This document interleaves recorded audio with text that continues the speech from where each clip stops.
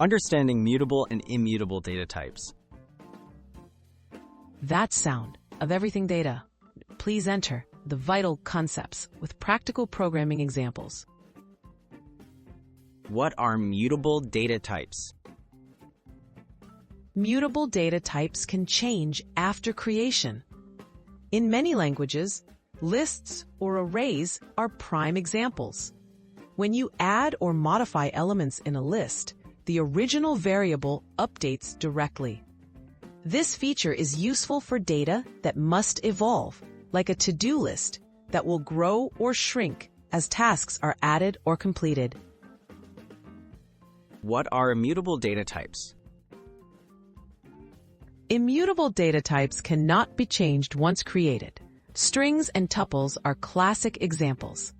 When you try to modify an immutable object, a new object is created in memory, while the original remains unchanged. This provides safety in shared data and prevents accidental changes, especially in large or multi-threaded programs. Why does it matter?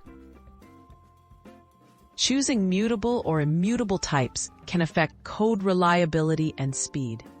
Mutable types are flexible, but risk unwanted side effects if changed from multiple places. Immutable types are safer for sharing across different parts of a program, reducing bugs in concurrent and complex code. Understanding these trade-offs helps you write better, more reliable software.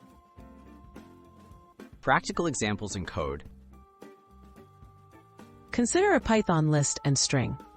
A list like 1, 2, 3 can have items added, list.append 4, changing it to 1, 2, 3, 4. Strings, however, do not change. Editing code to coder actually creates a new string. Recognizing these differences guides how you design and debug programs. Wrapping up best practices. Use mutable types when your data will change, like collections that grow or shrink.